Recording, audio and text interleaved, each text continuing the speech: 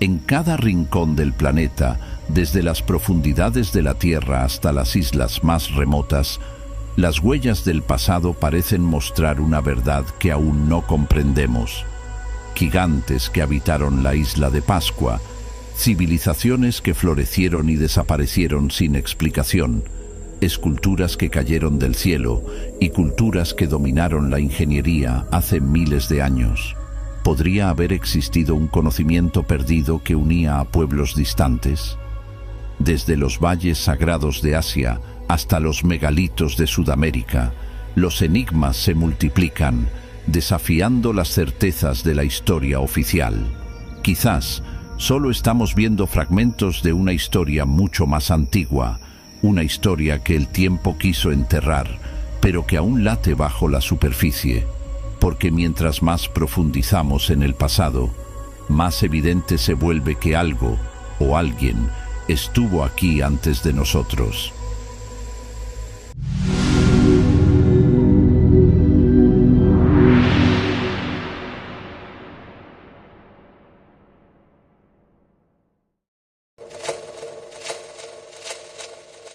Esculturas gigantes, una isla en el medio del Pacífico y un enigma del motivo de su construcción.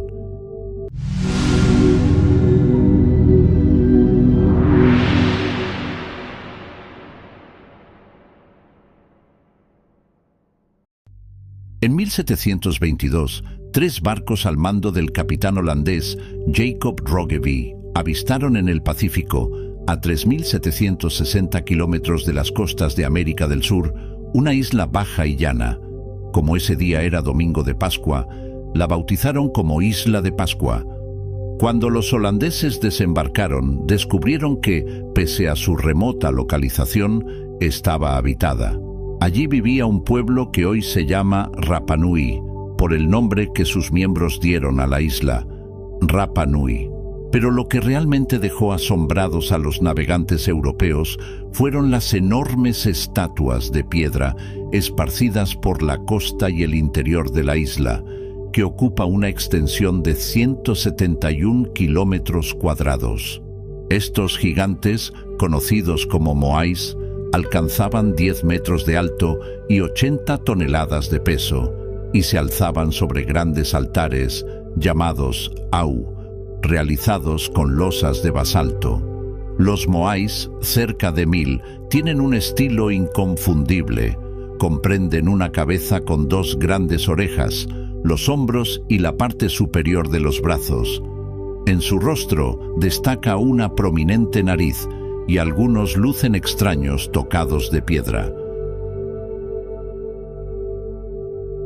Los moais eran tanto más impresionantes cuanto que era difícil entender cómo la población de la isla, escasa y pobre, había sido capaz de erigirlos. Así lo observó el célebre explorador inglés James Cook cuando llegó al lugar en 1774, 4 años después de que el marino Felipe González de Haedo pusiera la isla bajo dominio del rey de España, Carlos III, por lo que le dio el nombre de Isla de San Carlos. El capitán Cook pasó allí muy poco tiempo, pero mostró su admiración por el pueblo que rigió las estatuas. Apenas podemos concebir de qué manera estos isleños pudieron enderezar semejantes estatuas y más tarde colocar en lo alto de sus cabezas los enormes bloques cilíndricos de piedra. El enigma de la construcción de los colosos de piedra de la isla de Pascua se mantuvo largo tiempo. De hecho, no fue hasta principios del siglo XX cuando se investigó a fondo la cuestión. La aportación decisiva vino de la británica Catherine Routledge, una de las primeras mujeres que se licenció en arqueología en Oxford. Especialista en sociedades del África Negra, en 1910 ella y su marido, William Routledge, decidieron organizar una expedición científica a la isla de Pascua. Se procuraron un navío de 27 metros de eslora y en 1913 partieron de Inglaterra. Tras un largo periplo que los llevó hasta Patagonia y Brasil, el 29 de marzo de 1914 llegaron a la isla de Pascua. Allí, Catherine excavó y catalogó moais, altares y plataformas. También entrevistó a los nativos y en sus cuadernos reunió abundante información sobre antiguos mitos y leyendas. Al visitar la cantera del cráter del volcán Rano Raraku, una de las tres que usaron los isleños para extraer la roca con la que construyeron los moais, lo que más llamó la atención de la investigadora fue la gran cantidad de esculturas que allí yacían, unas 394, muchas inacabadas o medio enterradas. Allí yacen estatuas a medio esculpir, tal y como fueron abandonadas cuando, por algún ignorado motivo, los obreros dejaron los útiles y el escenario quedó en silencio. Catherine estudió también la misteriosa escritura jeroglífica grabada en tablillas o losas de piedra, conocida como rongo rongo, y que aún no ha sido descifrada, así como los diseños grabados en la base de las esculturas. Catherine los comparó con los tatuajes que lucían los isleños, y su semejanza le hizo concluir, acertadamente, que quienes esculpieron las grandes estatuas eran los antepasados directos de los modernos pobladores de la isla. Los Rutledge dejaron la isla en 1915 y Catherine publicó sus conclusiones en 1919 en el libro El misterio de la isla de Pascua. Rowledge formuló la hipótesis de un desastre ecológico como causa de la crisis de la sociedad pascuense. Esta idea se ha visto confirmada por investigadores posteriores, que han reconstruido las distintas fases de la historia de la isla y han analizado su patrimonio arqueológico. Entre ellos cabe citar al biólogo y explorador noruego Thor Heyerdahl, que organizó una expedición en 1956, así como al antropólogo norteamericano William Mulloy y a su discípulo Charles Love en la década de 1970. Gracias a todos ellos, hoy sabemos que fueron navegantes polinesios quienes colonizaron la isla de Pascua hacia 500 después de Cristo. Desde 1000 al 1500, la isla vivió una época de prosperidad en la que se erigieron los grandes altares con sus enormes estatuas. Estas representaban a los espíritus de los antepasados y ante ellas los nativos celebraban ritos y ceremonias. A su alrededor se alzaban las casas colectivas, de planta oval, con muros de piedra y cubiertas de madera y materias vegetales. Pero entre 1500 y 1722, los clanes de la isla se enfrentaron y los jefes rivalizaron en construir moais cada vez mayores. El enorme gasto de piedra y madera causó un colapso ecológico. Así el culto a los antepasados acabó y una nueva casta guerrera tomó el poder. Los Au fueron abandonados y los moais derribados. Fue esta sociedad empobrecida y en crisis la que hallaron los primeros europeos que llegaron a la isla de Pascua.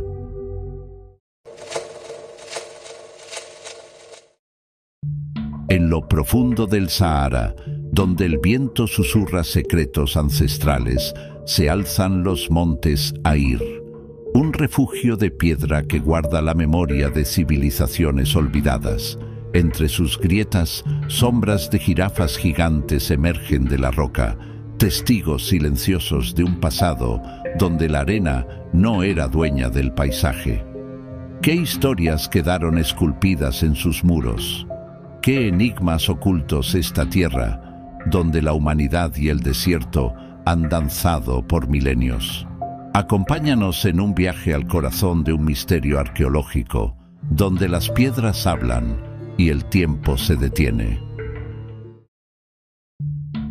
Los montes Air se caracterizan por un paisaje variado. Hay altas montañas, profundas gargantas, extensas mesetas y formaciones rocosas. Algunas especies vegetales relativamente raras en el Sahara crecen a mayor altitud. También hay rocas y cavidades que albergan pinturas y grabados rupestres históricos, testimonio de la vida y actividades humanas anteriores en la región. En la foto el árbol muerto, situado frente a las grandes dunas de Aracao, en el vertiente oriental de los montes Air. En este grabado se pueden observar numerosos caballos, grafitos, tifinacs y una figura grande, posiblemente una mujer. Como es habitual, los ojos no están grabados, sino que se obtienen mediante el uso de cavidades naturales. La altura de la mujer es de 1,60 metros. A su lado, aunque menos visible, se encuentra otra persona observando en la lejanía. Esta figura central, de una altura de 1,50 metros, tiene una cabeza de hormiga, típica de esta época, en la que predominan más los guerreros que los cazadores. Se observa el traje y los apéndices en la cabeza, que tal vez no sean plumas. Esta gran figura también lleva un vestido cuyo grabado resalta una especie de dentado. Es destacable la presencia de dos pequeñas protuberancias hemisféricas en la parte inferior, a la derecha y a la izquierda. El Air es conocido por su arte rupestre, que data desde el año 6000 a.C. hasta el 1000 a.C. aproximadamente. Durante el período húmedo africano, la región era una zona de pastoreo, como ilustran las imágenes de ganado y grandes mamíferos. Sin embargo, durante el tercer milenio antes de Cristo, comenzó un proceso de desertificación, y los tuaregs, procedentes del norte, emigraron a la región. El arte posterior indicaba la guerra, representando caballos y carros. En particular, las tallas de 5 metros de altura de las jirafas de Davos, descubiertas en 1999, son famosas a nivel internacional.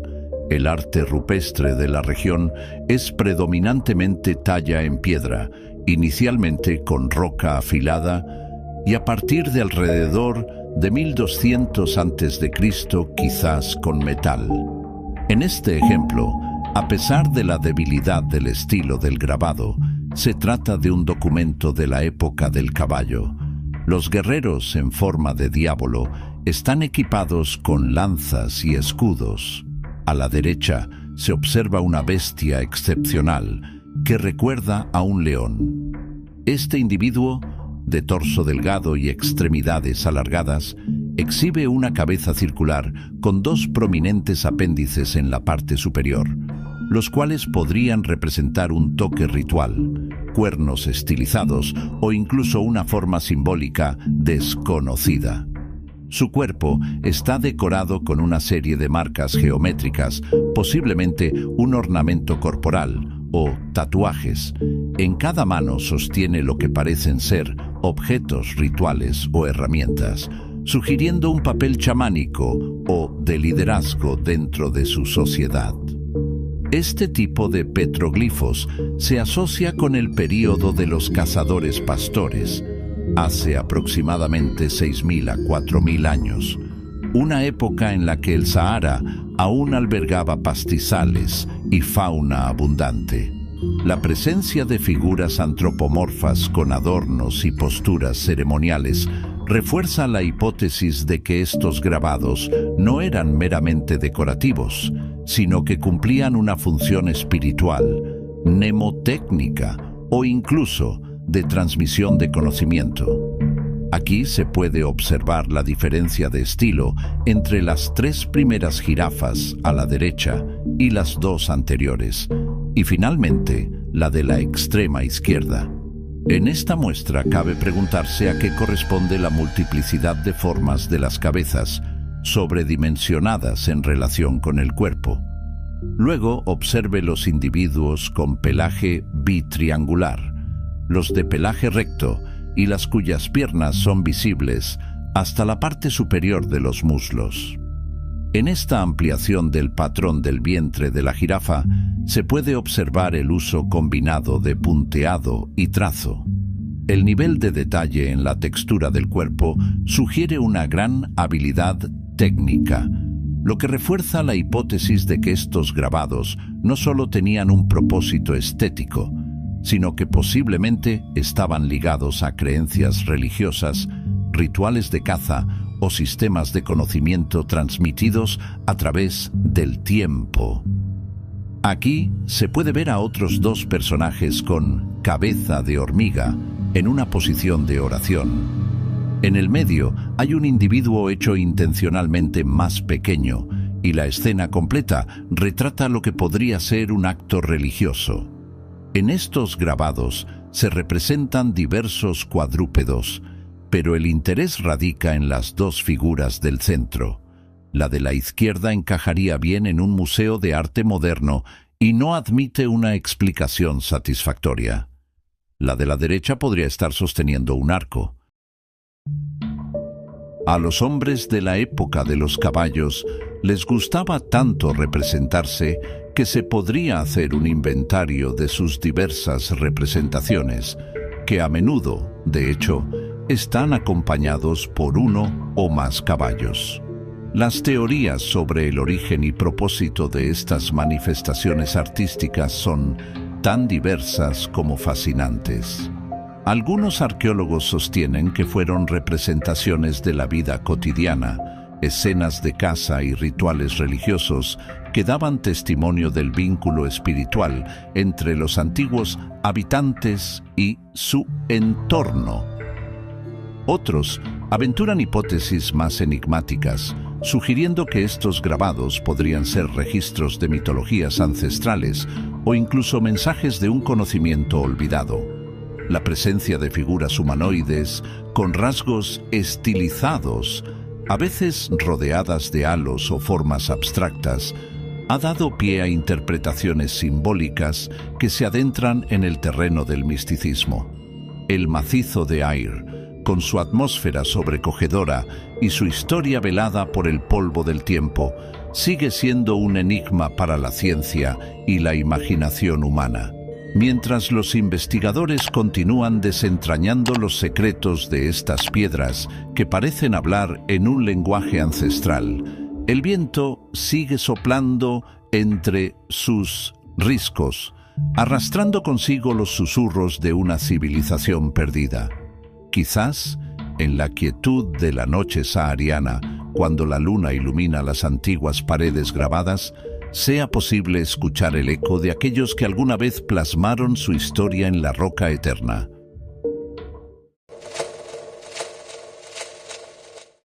Una civilización milenaria, contemporánea de antiguas y grandes civilizaciones como la sumeria y la egipcia, su origen y su final discutido y oscuro.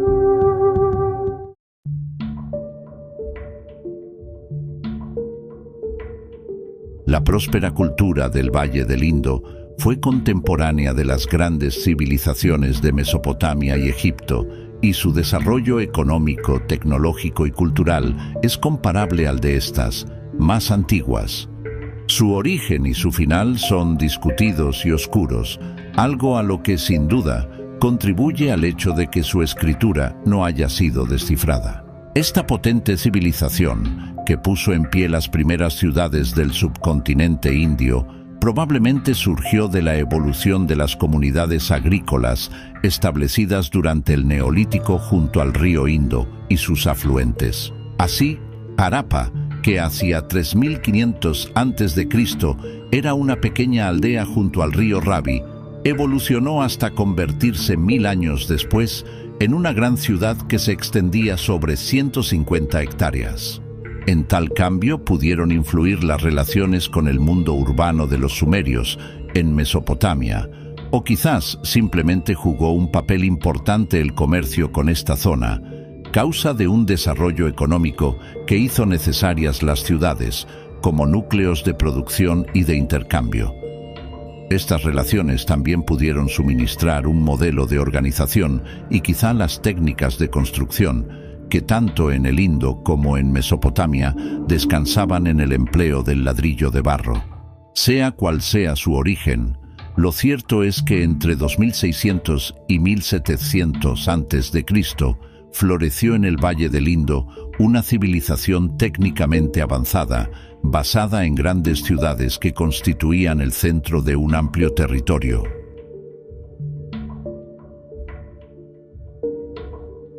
Las ciudades del Indo parecen haber sido centros de defensa y de administración, y de control y organización del comercio y la producción artesanal. Quizás habría que pensar en una organización compleja, con ciudades grandes que controlaban ciudades más pequeñas. Conocemos 5 metrópolis, entre ellas Harappa y Mohenjo-Daro, las mayores y las primeras que fueron excavadas desde 1921. Conocemos también otras 100 ciudades más pequeñas extendidas a lo largo del Indo y sobre la cuenca, hoy seca, del río Sarasvati. Esta civilización urbana está llena de enigmas para los arqueólogos. Las ciudades, construidas en ladrillos cocidos de medidas estándar, gozaban de grandes adelantos urbanísticos. Sus calles estaban empedradas, disponían de un complejo sistema de conducción de aguas residuales y contaban con pozos públicos y privados que proveían de agua a sus habitantes. Lo más sorprendente y característico de las ciudades del Indo es que están construidas de acuerdo a un plan urbanístico muy preciso.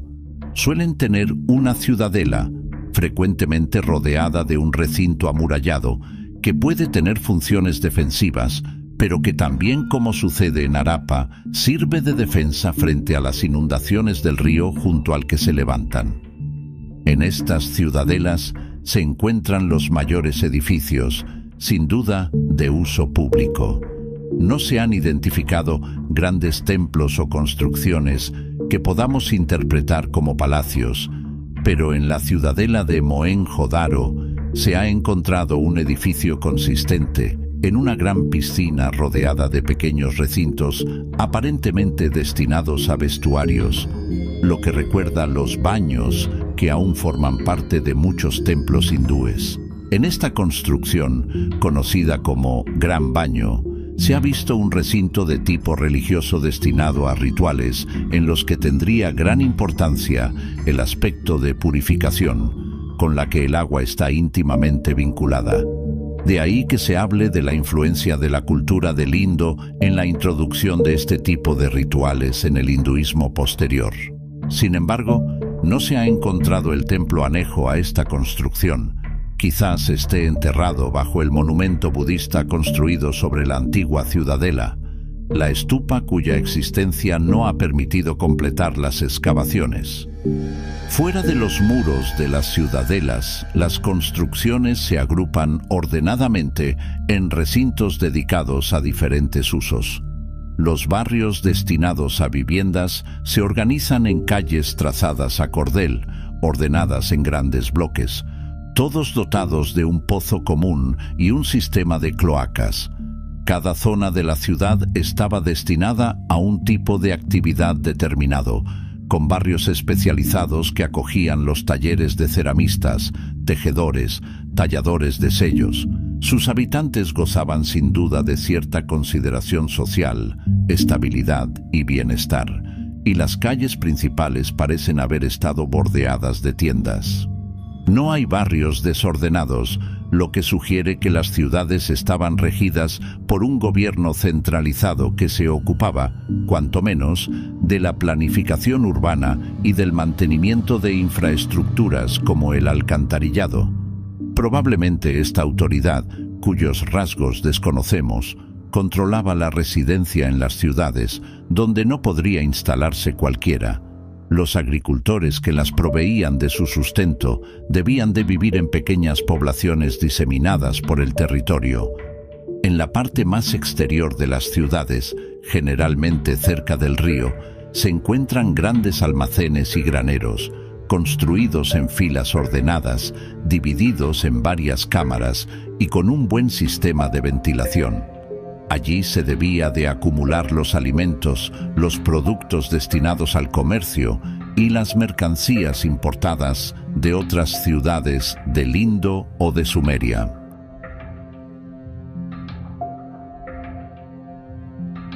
Las avanzadillas de Harappa a lo largo de la costa de Makran, entre los actuales Irán y Pakistán, y en la frontera terrestre del Irán moderno, indican un activo comercio con Mesopotamia, especialmente vigoroso durante el reinado de Sargón de Akkad. Gracias a los sellos del Indo encontrados en las excavaciones de la ciudad sumeria de Ur, en Mesopotamia, sabemos que los mercaderes de Harappa y Mohenjo-Daro comerciaban con sus colegas sumerios entre 2300 y 2000 a.C. Desde el Indo se exportaban excedentes de grano, especialmente trigo, y quizás productos textiles. De esta época data la evidencia arqueológica del primer hilado del algodón en Mohenjo-Daro, pero no sabemos si este producto formaba parte de las exportaciones a Sumeria. La mayoría de las mercancías debían de ser pequeños objetos de lujo, como cuentas grabadas de cornalina, objetos taraceados en concha y hueso, peines de marfil y probablemente bienes que, 1000 años más tarde, el rey Salomón importó de la India, según refiere la Biblia, plumas de pavo real y monos. También se debían de enviar a Sumer perlas, tallas de maderas preciosas y productos de lujo importados tanto del sur de la India como del norte, ya que hay objetos y cuentas de jadeíta procedentes del Tíbet. Uno de los grandes misterios de esta civilización es la forma de gobierno. El urbanismo y la estandarización de las construcciones sugiere la existencia de un fuerte gobierno centralizado, pero lo único que avala la propuesta de un gobierno similar al mesopotámico, ejercido por un rey sacerdote, es una estatuilla de barro que representa a un personaje masculino con barba y expresión majestuosa, con adornos en cabeza y brazos. No se han encontrado edificios que quepa interpretar como palacios, ni grandes templos, y en los cementerios de Harappa, los únicos hallados hasta la fecha, no hay muestras de una élite dirigente cuyas tumbas sean más ricas que las del común de los habitantes. Otro gran misterio es la de la religión. La abundancia de pequeñas estatuillas de cerámica que representan fundamentalmente animales macho, de todo tipo, pero en especial toros, símbolos fálicos y figuras femeninas con los órganos sexuales muy resaltados, se consideran el testimonio de una religión que rendiría culto a la fertilidad encarnada, por un lado, en un principio masculino, y por otro, en la veneración a una diosa madre.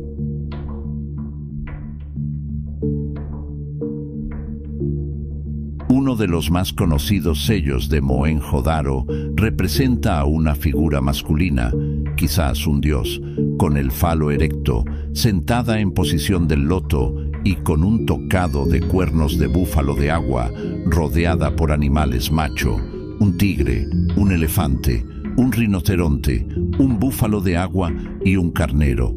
Parece tener dos caras o una máscara de tigre y cubre su torso con una piel de tigre. Es claramente un señor de las bestias, un poder que somete a la naturaleza. Esta imagen ha sido identificada con Jiva y ha hecho pensar que la cultura del Indo introdujo el ascetismo y el yoga en la religión védica que trajeron los arios, quienes invadieron la India hacia 1200 a.C. Aunque atractiva, tal hipótesis es mera especulación, ya que tanto ese tipo de señor de las bestias como los símbolos fálicos se encuentran en los indoeuropeos antecedentes de los arios y en culturas de Asia Central y del Próximo Oriente contemporáneas a la del Indo. Todo ello podría aclararse si se consiguiera descifrar la escritura del Indo, que encontramos en inscripciones en piedra y sobre todo en los sellos característicos de esta cultura. El abrupto final de la civilización urbana del Valle del Indo no fue consecuencia de una guerra o invasión, sino muy probablemente de la conjunción de una serie de desastres naturales y un cambio en las condiciones climáticas. Hacia 1700 a.C., en Mohenjo-Daro, hubo movimientos tectónicos que causaron un cambio de cauce del Indo, incendios e inundaciones y una precipitada huida de la ciudad. Estos desastres, unidos a la intensa deforestación del territorio con fines agrícolas y para obtener leña con la que cocer ladrillos, debieron de provocar una drástica reducción de la población y los recursos, y con ello del comercio que sustentaba a las grandes ciudades, que se despoblaron paulatinamente. A partir de 2000 a.C. se detecta un declive de esta cultura. Muchos asentamientos menores del Indo fueron abandonados, pero no destruidos, y aparecieron otros nuevos al sureste, más pequeños y modestos. Cuando los arios penetraron en el valle del Indo, las grandes ciudades se habían arruinado y habían dejado de existir.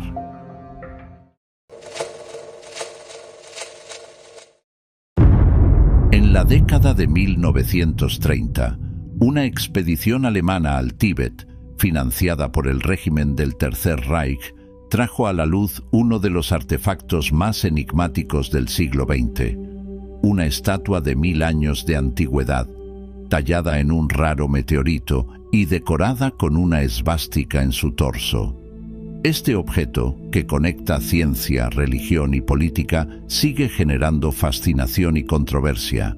La estatua fue descubierta en 1938 por una expedición liderada por Ernst Schäfer, un científico alemán bajo las órdenes de Heinrich Himmler, jefe de las SS. La pieza, que representa al dios Vaisravana, una figura importante en la tradición asiática prebudista Bon, fue llevada a Alemania y desapareció en una colección privada hasta 2007. El profesor Elmar Buchner, de la Universidad de Stuttgart, fue quien identificó el material de la estatua como un meteorito. Su análisis reveló que estaba tallada en ataxita, un raro tipo de meteorito de hierro rico en níquel y cobalto, cuya composición constituye menos del 0,1% de todos los meteoritos conocidos. Este fragmento específico provendría del meteorito Chinga, que impactó la región fronteriza entre Siberia y Mongolia hace unos 15.000 años. Buchner destacó que las marcas en la superficie de la estatua, generadas por el derretimiento debido al calor extremo en el espacio, confirmaban su origen extraterrestre. Específicamente, los restos del meteorito Chinga fueron hallados por buscadores de oro en 1913, pero el trozo utilizado para la estatua habría sido recogido siglos antes. La estatua representa al dios Vaisravana, conocido como el guardián de la riqueza y el protector del Dharma en la tradición Bon, que antecede al budismo tibetano. En muchas representaciones, Vaisravana sostiene un limón o una bolsa de dinero, símbolos de abundancia. En el caso del hombre de hierro, la figura sostiene un objeto no identificado en su mano izquierda. En muchas culturas, los meteoritos eran considerados manifestaciones divinas, usados para crear joyas, herramientas y objetos rituales. El hecho de que esta estatua combine simbolismo religioso con un material cósmico refuerza su importancia espiritual y cultural. La esvástica tallada en la estatua añade una capa de complejidad al artefacto. La esvástica, símbolo muy antiguo encontrado en distintas partes del mundo, es un símbolo solar con un profundo significado simbólico. Si bien los nazis desconocían el origen cósmico de la estatua, su descubrimiento ha revelado una conexión única entre la Tierra y el espacio. Los investigadores creen que el artefacto podría valer una fortuna incalculable, no solo por su rareza material, sino también por su relevancia histórica y cultural. La estatua es un testimonio de cómo las civilizaciones antiguas miraban al cielo en busca de significado y cómo esos significados perduran incluso en contextos inesperados. La historia de la estatua plantea preguntas fascinantes. ¿Cómo adquirieron los antiguos artesanos el fragmento del meteorito? ¿Qué papel jugó en sus rituales y creencias? Y sobre todo, ¿cómo una expedición terminó desenterrando un artefacto que trasciende las barreras del tiempo y el espacio? Este objeto no solo conecta culturas milenarias, sino que también nos recuerda la relación entre lo terrenal y lo cósmico, entre lo humano y lo divino. Un vínculo que, aunque perdido en el tiempo, continúa capturando nuestra imaginación.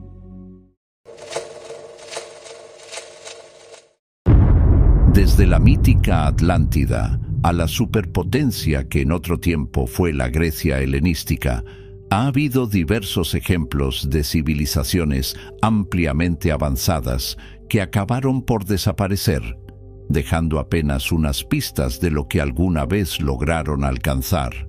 Y uno de esos ejemplos, aunque quizá menos conocido, es el caso de la llamada cultura de Liangshu. Esta civilización se concentró en el área del lago Tai, en China, y una de sus características principales es la abundancia de artefactos de jade que se han encontrado en sus tumbas. Representa, además, una de las sociedades complejas más desarrolladas durante el tercer milenio antes de Cristo en China, aunque sorprendentemente desapareció hacia el final de aquella época. ¿Cómo fue construida la misteriosa ciudad de Liangshu?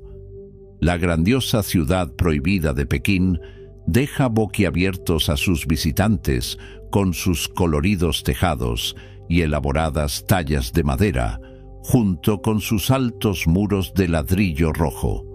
Sin embargo, más allá de su impresionante apariencia, la arquitectura tradicional china se distingue por el uso predominante de la tierra como material de construcción principal y la aplicación de diversas tecnologías de construcción con tierra.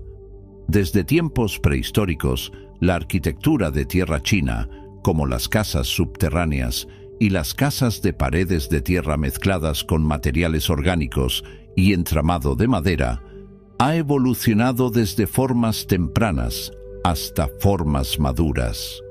Durante el periodo neolítico tardío, se produjeron desarrollos arquitectónicos significativos, especialmente en la construcción de grandes monumentos de tierra con tecnologías nuevas y sofisticadas.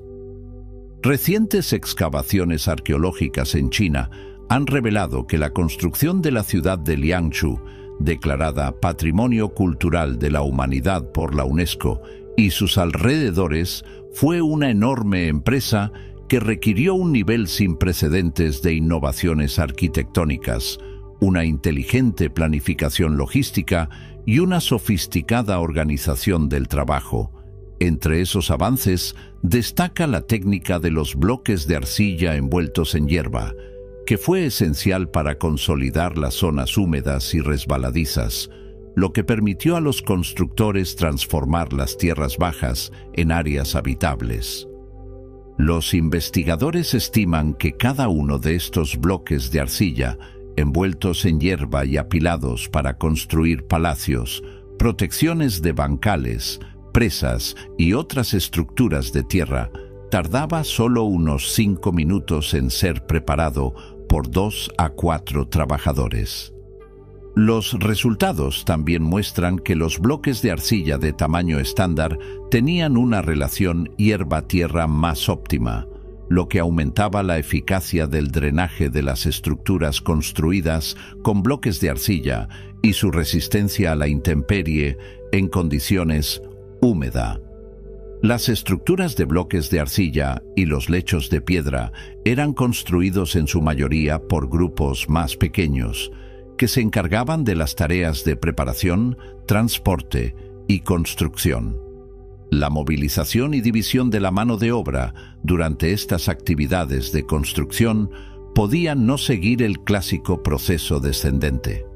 Se estima que la construcción de la ciudad de Liangshu habría requerido el trabajo de miles de personas durante varios años. La adopción de la técnica de bloques de arcilla envueltos en hierba, a pesar de ser más costosa en términos de mano de obra que otras técnicas, se consideró beneficiosa por sus propiedades ingenieriles y su conveniencia logística. Los avances tecnológicos y las estrategias laborales innovadoras fueron fundamentales para la transformación del paisaje y el surgimiento de la urbanización en el delta del Yangtze durante el Neolítico tardío.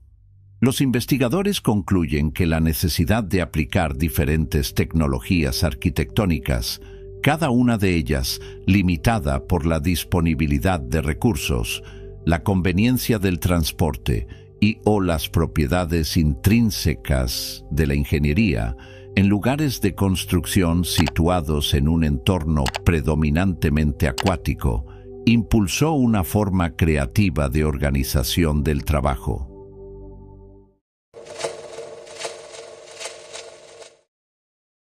En los rincones más antiguos de la historia humana existen patrones que desafían las explicaciones convencionales. Entre ellos, un enigma poco explorado: las esculturas halladas en Yemen y Mesopotamia, que presentan sorprendentes similitudes con las figuras de la cultura tiahuanaco en Sudamérica. ¿Cómo es posible que civilizaciones separadas por océanos y milenios hayan concebido formas tan parecidas? ¿Es producto de una casualidad o estamos ante vestigios de un conocimiento olvidado? Las estatuas encontradas en Yemen, que datan del tercer y primer milenio antes de Cristo, exhiben una estilización peculiar: cuerpos rígidos, rostros inexpresivos y una posición frontal con brazos firmemente adheridos al torso. Algunas muestran un inconfundible gesto con ambas manos, una postura que se repite en las icónicas esculturas de Tiahuanaco. La semejanza no es superficial, va más allá de la postura y alcanza detalles en la ejecución de los ojos y la disposición de las extremidades. Otro caso llamativo es la figura mesopotámica del tercer milenio antes de Cristo, una estatua de un personaje de rodillas con las manos en posición de ofrecimiento. Una imagen casi idéntica se encuentra en Tiahuanaco, con la misma postura y proporciones. Si bien la iconografía mesopotámica suele vincularse a sus tradiciones religiosas, en la cultura andina, este gesto también tiene connotaciones ceremoniales, relacionadas con el culto a sus dioses y ancestros. ¿Qué explicación puede haber detrás de estos paralelismos? Algunos investigadores sostienen que estas semejanzas se deben a patrones culturales comunes en sociedades con estructuras de poder similares. Otros, en cambio, plantean hipótesis más audaces. ¿Y si existió algún tipo de contacto transoceánico en la antigüedad? Aunque la historia oficial niega la posibilidad de intercambios entre estos mundos distantes, los parecidos en su arte escultórico invitan a cuestionar los límites de lo que creemos saber sobre las conexiones humanas en la prehistoria. El misterio se profundiza cuando observamos el contexto de estas esculturas. En Yemen y Mesopotamia se vinculan a templos y sitios sagrados, asociados a deidades y rituales. En Tiahuanaco se hallan en templos como Calasasaya o en los alrededores de la Puerta del Sol, un sitio que muchos consideran un antiguo centro de sabiduría. Si bien la distancia geográfica parece insalvable, la recurrencia de estos diseños sugiere que podría existir un nexo perdido en la historia, un punto de contacto que aún no hemos descubierto. A pesar del escepticismo de la arqueología convencional, la posibilidad de una conexión remota entre el Viejo Mundo y Sudamérica sigue intrigando a quienes estudian estos vestigios. ¿Es posible que estos pueblos compartieran un código visual transmitido a través de los siglos? ¿Podría tratarse de una memoria cultural compartida, un eco de un pasado más profundo y desconocido? Las figuras de Yemen, Mesopotamia y Tiahuanaco siguen ahí, desafiando el tiempo y nuestra comprensión. ¿Son simples ecos de civilizaciones aisladas o las huellas de una conexión perdida? ¿Fueron concebidas bajo la misma inspiración?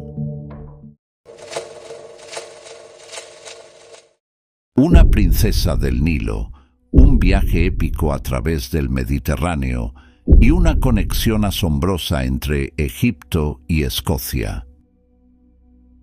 En las sombras de la historia, donde lo mitológico se entrelaza con lo real, existe una leyenda que desafía la comprensión convencional de los orígenes de Escocia.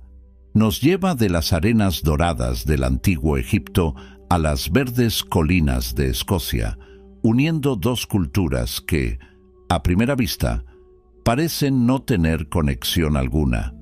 ¿Podría ser posible que el linaje de un faraón egipcio haya dado origen al pueblo escocés? En la década de 1440, el cronista escocés Walter Bower emprendió una monumental tarea: trazar la historia del pueblo escocés desde sus orígenes más antiguos. Su obra, el Scotti Chronicon, reveló una afirmación audaz y fascinante. Los escoceses no solo tenían raíces antiguas, sino que descendían directamente de los antiguos egipcios, específicamente de Escota, hija de un faraón egipcio. La leyenda de Escota se entrelaza con la figura de Gaitelos, también conocido como Gaudalglas en las tradiciones irlandesas.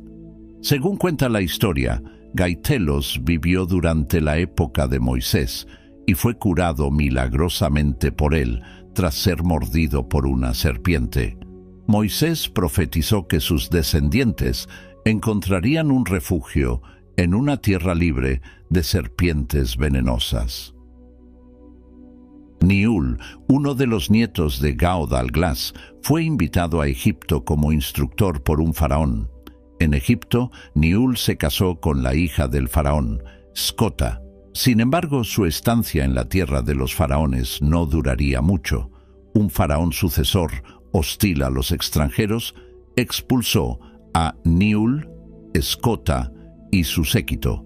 Comenzó así un largo peregrinaje por el Mediterráneo hasta establecerse temporalmente en España.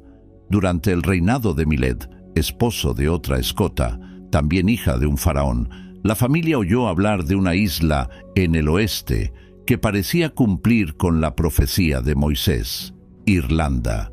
Aunque Miled falleció en España, su esposa e hijos continuaron hacia el oeste y finalmente se asentaron en la isla Esmeralda. La migración hacia Escocia ocurrió generaciones más tarde, cuando los descendientes de Niul y Scota cruzaron el mar hasta la costa oeste escocesa. Allí se enfrentaron a los pictos y establecieron su hogar, marcando el nacimiento del pueblo escocés, tal como lo conocemos hoy. Este relato épico de migraciones y conquistas está también documentado en la Declaración de Arbroath de 1320, un testimonio crucial en la historia de Escocia. Sin embargo, la historia de Scota presenta variaciones. Algunos historiadores, como Ralph Ellis, sugieren que Gaitelos no era un rey griego o escita, sino un faraón egipcio. Ralph Ellis remonta la historia de Scota y Gaitelos a una fuente del siglo III a.C., la Aegyptiaca de Maneto, que Scota podría haber sido Ankesenamun, la viuda de Tutankamón, y que Gaitelos era en realidad Ay, el sucesor de Tutankamón. Según esta teoría, Ay y Ankesenamun fueron exiliados debido a conflictos religiosos, vagando antes de establecerse en España. Generaciones más tarde, sus descendientes migraron a Irlanda y finalmente a Escocia, llevando consigo un legado que ha influido en la historia y la cultura escocesas hasta nuestros días. La leyenda de Scota, con sus raíces profundamente arraigadas en la mitología y la historia, continúa asombrando. Aunque la veracidad de la historia puede ser cuestionada, su capacidad para captar la imaginación y conectar culturas distantes a través del tiempo sigue siendo innegable.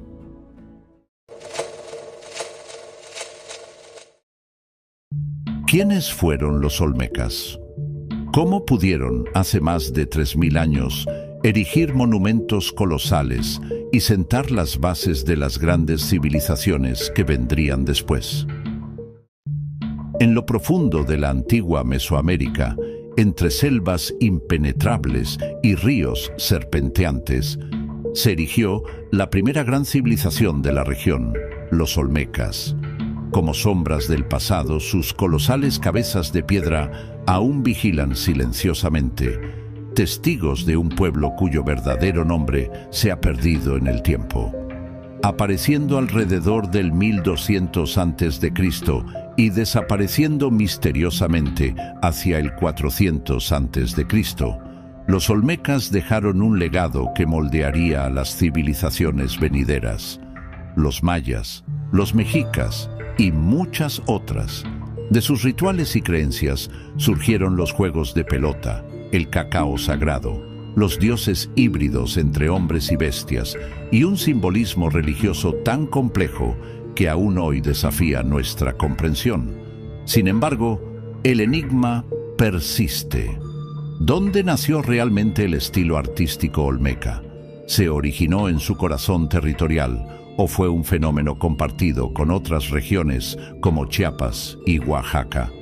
Lo que sí sabemos es que su red comercial tejió un vínculo entre tierras distantes, esparciendo su cosmovisión, el culto a las montañas y las cuevas como puertas a otros mundos, la veneración de la serpiente emplumada como deidad agrícola y el jade, símbolo de poder y divinidad. Lo más desconcertante es que ni siquiera sabemos cómo se llamaban a sí mismos. Su identidad se esconde tras un nombre impuesto siglos después por los mexicas, Olmeca o habitantes de la región de Lule.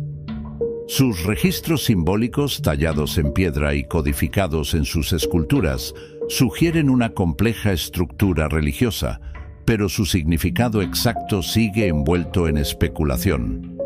Para los olmecas, la naturaleza no solo era un hogar, sino un umbral entre realidades.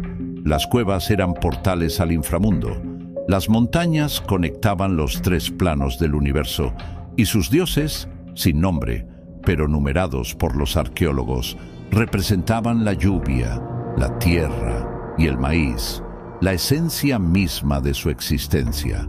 Adoraban criaturas que desafiaban la lógica, hombres con rasgos de jaguar, dragones sin alas y seres que sostenían el cielo sobre sus hombros. De todas sus creaciones, las cabezas colosales son el mayor testimonio de su grandeza. Cada una, única, con rasgos individualizados, inmortaliza a sus gobernantes en piedra. Fueron símbolos de poder o guardianes espirituales. Con alturas de hasta 3 metros y pesos de 8 toneladas, estas esculturas fueron transportadas a través de decenas de kilómetros, quizás por ríos, antes de ser erigidas en sus dominios. ¿Y por qué solo la cabeza? Quizás, como creían los mesoamericanos, allí residía el alma. Las pinturas y relieves olmecas, ocultos en la penumbra de antiguas cuevas, nos muestran gobernantes envueltos en atuendos rituales, figuras sentadas en tronos de maíz y misteriosos bebés sin dientes con expresiones inquietantes. Entre ellos, el bebé de la lluvia y el enigmático Hachakuns, una pieza de jade tallada con una maestría aún difícil de explicar. Pero hay algo aún más extraño. Los olmecas enterraban sus propias esculturas, incluso las más monumentales. ¿Fue un rito de despedida? ¿Un sacrificio simbólico para la memoria eterna? El propósito de este acto sigue sin respuesta, como tantos otros misterios de la civilización madre de Mesoamérica. Ahora bien, regresando al enigma sobre su verdadero origen. ¿Cuál fue realmente? Las pistas en sus creaciones nos dejan más preguntas que respuestas. El arte y los artefactos olmecas muestran a personas con rasgos africanos, orientales y europeos, pero algunos académicos insisten, por razones desconocidas, que esto no es evidencia de antiguos exploradores y comerciantes precolombinos. En el monumento número 13, originalmente de la Venta, que muestra a un hombre barbado usando un turbante que lo asemeja más a un caucásico que a un mexicano. Además, resulta que los calzados vueltos hacia arriba eran usados en 3 civilizaciones mediterráneas: etruscos, hititas y fenicios, mientras que los pueblos nativos de Centroamérica no tenían vello facial poblado. Las famosas cabezas de basalto varían entre 1.5 y 3.4 metros de altura, pesan hasta 50 toneladas y se desconoce cómo fueron esculpidas a partir de una roca tan dura y transportadas a más de 80 kilómetros hasta sus destinos finales. Los intentos modernos, incluso por distancias bastante cortas, fallaron para trasladar rocas similares por tierra con la tecnología que se cree habían utilizado los olmecas. Y también fracasaron las tentativas para llevar los monolitos por el agua, porque las balsas y los botes se hundían. Las esculturas tienen caras amplias, mejillas anchas, labios gruesos, narices achatadas, cabello trenzado, fruncido de ceño distintivo, y usan cascos, y antaño se localizaban en grandes plazas al frente de templos, plataformas ceremoniales y altares. Lo poco que hemos descubierto sobre los olmecas solo ha profundizado el misterio. ¿Quiénes fueron realmente? ¿Qué secretos ocultan su legado? Tal vez en alguna cueva olvidada o en la profundidad de la selva aún aguardan las respuestas.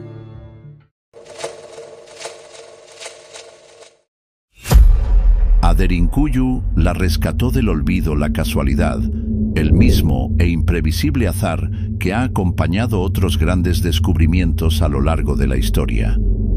Se cuenta que en 1963, un vecino que vivía en una de las casas cueva de la zona, en la región de Capadocia, actual Turquía, se dio cuenta de que estaba perdiendo gallinas de una forma misteriosa.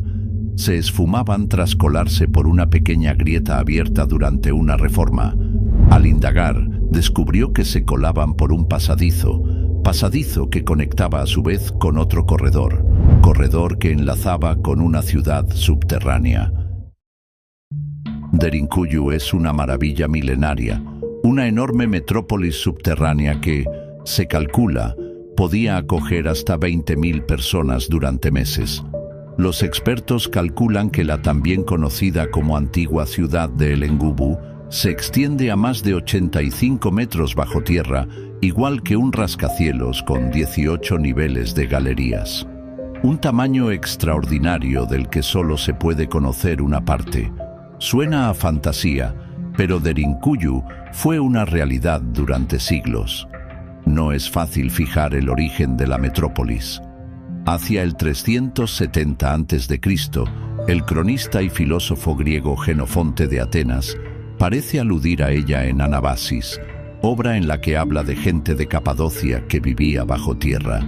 Los primeros trabajos en la red de cuevas suelen datarse, sin embargo, de bastante antes y asociarse con los hititas, pueblo clave para entender la historia antigua del Próximo Oriente.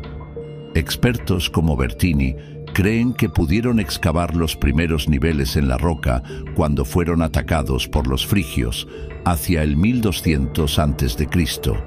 En la metrópolis se han encontrado de hecho objetos atribuidos a los hititas. Buena parte de la construcción se asocia también con los frigios. A su labor habría contribuido la propia geología de la región, maleable y con suelos secos. Las construcciones se mantuvieron durante siglos, pasando, entre otros, por los persas y los cristianos de la era bizantina, hasta quedar abandonadas en la década de 1920 tras la guerra greco-turca. Con el tiempo, la construcción adoptó dimensiones de auténtica urbe, con viviendas, espacios para almacenar alimentos y bebida, aulas, capilla y pasadizos con su propio sistema de seguridad. Sus responsables llegaron a fabricar enormes rocas circulares y media tonelada de peso para desplazarlas hacia los accesos de los túneles y cegarlos ante el avance de sus enemigos. Los investigadores creen que pudo servir en un principio al almacenamiento, si bien su uso principal sería el de refugio, un espacio temporal para resguardarse del acecho de los invasores. El ingenio de los diversos imperios que se expandieron sobre Derinkuyu pronto se hizo evidente. Los pasillos cortos e intencionalmente angostos obligaban a los visitantes a navegar por el laberinto de pasillos y viviendas encorvados y en fila india, obviamente una posición inoportuna para los intrusos. Pequeños agujeros perfectamente redondos en el centro de estas fuertes puertas habrían permitido a los residentes atacar a los invasores mientras mantenían un perímetro seguro. La vida bajo tierra probablemente fue muy difícil. Los residentes hacían sus necesidades en vasijas de barro selladas, vivían a la luz de las antorchas y se deshacían de los cadáveres en áreas designadas. Cada nivel de la ciudad fue cuidadosamente diseñado para usos específicos. El ganado se mantenía en los establos más cercanos a la superficie para reducir el olor y los gases tóxicos producidos por el ganado, así como para proporcionar una capa cálida de aislamiento vivo para los meses fríos. Las capas internas de la ciudad contenían viviendas, sótanos, escuelas y espacios de reunión. Identificable por sus techos abovedados de cañón únicos, una escuela misionera bizantina tradicional, completa con salas adyacentes para el estudio, se encuentra en el segundo piso.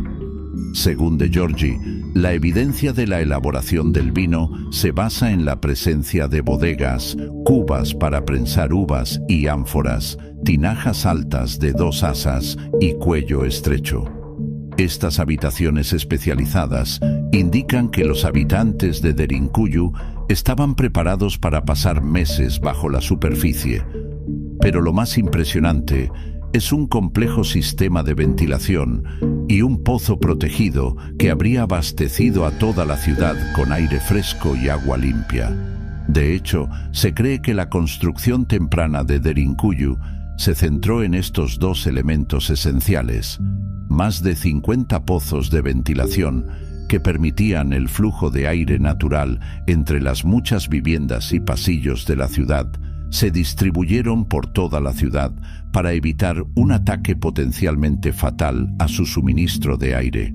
La sucesión de imperios y su impacto en los paisajes de Anatolia explican que se usasen refugios subterráneos como Derinkuyu, comenta profesor Andrea De Giorgi. Aunque Derinkuyu resulta fascinante por sus características, no es la única ciudad subterránea de Capadocia, región por la que se distribuyen otras construcciones similares. Durante los trabajos de limpieza de una ladera en Nevşehir, Turquía, se descubrió de hecho una amplia ciudad enterrada que, se calculaba en 2014, podría extenderse a lo largo de 450.000 metros cuadrados.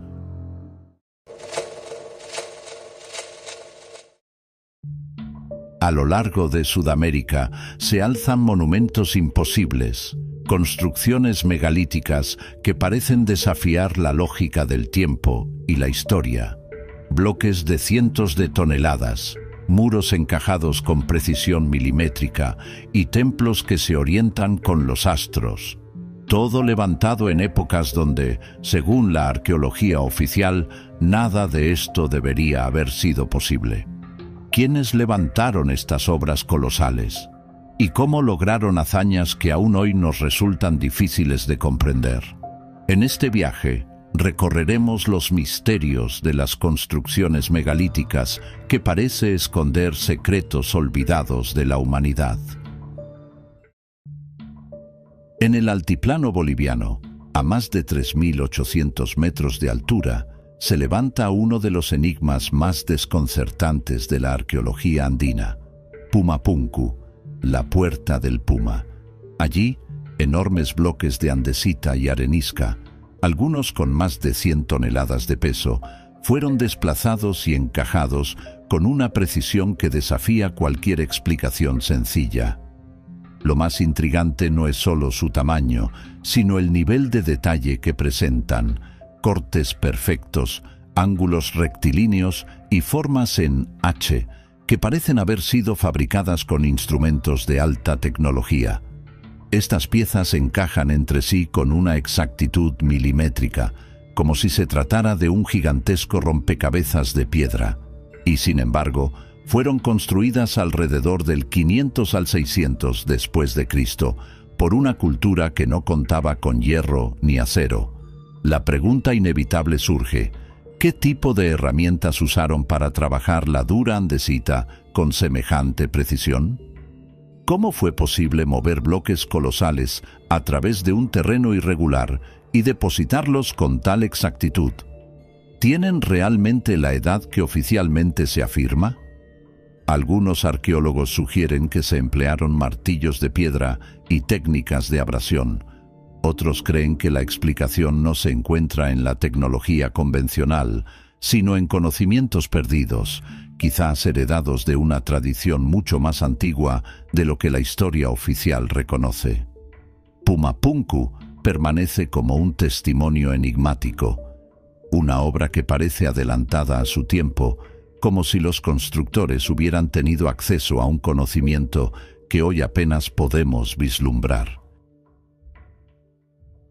A pocos kilómetros de Pumapunku se alza otro de los grandes enigmas del altiplano andino: Tiwanaku, considerado por muchos como la cuna de las civilizaciones precolombinas de Sudamérica.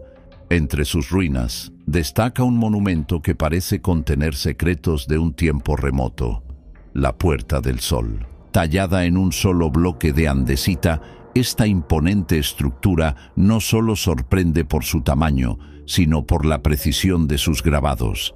En la parte superior, figuras en relieve se despliegan en un complejo diseño cargado de simbolismo. Algunos investigadores sostienen que se trata de un calendario solar y lunar, capaz de medir los ciclos del tiempo con una exactitud asombrosa. Otros ven en sus imágenes la representación de un conocimiento astronómico avanzado que habría permitido a Tiwanaku dominar la agricultura en un entorno extremo. La orientación de la portada no parece casual. Sus alineaciones astronómicas sugieren que sus constructores entendían la relación entre el Sol, la Luna y las estaciones. Pero, ¿cómo una cultura del altiplano, hace más de 1500 años, alcanzó tal dominio del cielo sin telescopios ni instrumentos metálicos? Algunos arqueólogos la consideran la civilización madre de los Andes, un centro de poder y saber que habría transmitido su legado a culturas posteriores, como los incas. Sin embargo, los orígenes de Tiwanaku siguen siendo un misterio. ¿Surgió de manera aislada o heredó conocimientos de una tradición mucho más antigua? En la Puerta del Sol, las piedras parecen hablar un lenguaje que aún no hemos descifrado del todo, un mensaje que conecta al hombre con los ciclos del cosmos. Si en el altiplano boliviano los muros parecen desafiar la lógica, al cruzar las montañas hacia el Cusco, nos encontramos con una obra que lleva el enigma aún más lejos: Sacsayhuamán, la fortaleza de los incas, pero con raíces que podrían ser mucho más antiguas. Sobre las colinas que dominan la ciudad de Cusco se alzan los muros ciclópeos de Sacsayhuamán, formados por gigantescos bloques de piedra que llegan a pesar más de 300 toneladas. Cada roca fue tallada con formas poligonales irregulares y encajada con una precisión que sorprende incluso hoy. No hay mortero, no hay unión visible y ni siquiera una hoja de papel logra entrar entre sus junturas. Lo más intrigante es que esas piedras parecen moldeadas para encajar unas con otras como piezas de un puzzle colosal. Pero el verdadero misterio va más allá de su exactitud. ¿Cómo fueron transportadas estas moles por las empinadas cuestas del Cusco, sin ruedas, sin animales de tiro y sin herramientas metálicas que pudieran haberlas tallado con tanta perfección? Algunos sostienen que se trató de una obra puramente incaica, ejecutada con paciencia y martillos de piedra. Otros, en cambio, creen que los incas heredaron parte de esta construcción de un pueblo anterior, portador de un conocimiento que la historia oficial aún no logra explicar. Sacsayhuamán se alza como una fortaleza, un templo o tal vez ambas cosas, pero también como un enigma pétreo, un recordatorio de que, en los Andes, la piedra guarda secretos que parecen superar nuestras capacidades actuales. Descendiendo desde las alturas de Sacsayhuamán hacia el valle sagrado de los incas, el misterio no se disipa, se transforma. Allí, entre montañas y ríos, se alza uno de los complejos megalíticos más desconcertantes del Perú, Ollantaytambo. En este lugar se encuentra el inacabado Templo del Sol, una construcción monumental donde enormes bloques de granito rojo fueron encajados con la misma precisión que en Cusco. Parecen encastrarse como si fueran piezas de un gigantesco juego de Lego de piedra. La procedencia de estos colosos abre nuevas incógnitas. Sus canteras están a varios kilómetros de distancia, al otro lado del río y en plena montaña. Mover estas piedras a través de un terreno tan accidentado, con pendientes, quebradas y caminos angostos, habría requerido una ingeniería que desafía las herramientas y los métodos que conocemos para aquella época. Y sin embargo, quizás lo más intrigante de Ollantaytambo no sea su perfección, sino su abrupto final. El Templo del Sol quedó inconcluso. Bloques parcialmente tallados y abandonados en la cantera parecen indicar que algo interrumpió de manera repentina la construcción. ¿Qué pudo haber sucedido? ¿Una invasión? ¿Un colapso político? ¿O simplemente un misterio más ligado a los secretos de la piedra? Nadie lo sabe con certeza. Ollantaytambo se erige como un puente entre lo terminado y lo inacabado, entre lo que alcanzamos a ver y lo que se perdió en el tiempo, sumando una nueva pieza al rompecabezas de los Andes.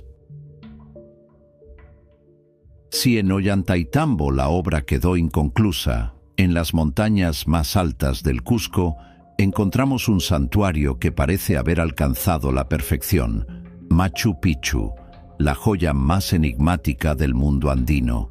Erigida sobre un entorno casi inaccesible, entre cumbres envueltas en neblina y abismos que caen hacia el río Urubamba, Machu Picchu no solo sorprende por su belleza, es una hazaña de planificación y arquitectura. Sus muros muestran la misma técnica de encaje perfecto que vimos en Sacsayhuamán y Ollantaytambo, pero aquí se integran de manera magistral con la montaña. El diseño no es casual. Cada terraza, cada escalera y cada pasaje forman parte de un complejo sistema que combina armonía estética con funcionalidad. Uno de sus mayores enigmas está bajo la superficie, un sofisticado sistema de drenaje e hidráulica, capaz de canalizar el agua de lluvia y evitar deslizamientos en un terreno donde lo más lógico habría sido el derrumbe. Los canales, fuentes y reservorios parecen haber sido planificados desde el inicio, con un conocimiento avanzado de ingeniería hidráulica y antisísmica. La gran pregunta es inevitable: ¿cómo lograron diseñar un sistema tan eficiente en plena montaña, sin planos, sin tecnología moderna y en un lugar tan aislado? Machu Picchu es más que un destino turístico. Es un legado que nos recuerda que las civilizaciones andinas no solo levantaron muros imponentes, sino que también dominaron el arte de convivir con la naturaleza, moldeando la montaña sin destruirla. De Pumapunku a Tiwanaku, de Sacsayhuamán a Ollantaytambo y finalmente en Machu Picchu, los Andes nos revelan una cadena de misterios unidos por la piedra. obras que parecen adelantadas a su tiempo, que desafían las explicaciones convencionales y que, aún hoy, parecen guardar un secreto, el eco de un conocimiento perdido, quizás más antiguo de lo que imaginamos. ¿Hubo una gran civilización que dominó los Andes más antigua y avanzada de lo que creemos? Déjame saber tu opinión en los comentarios, dale like y suscríbete para más videos como estos.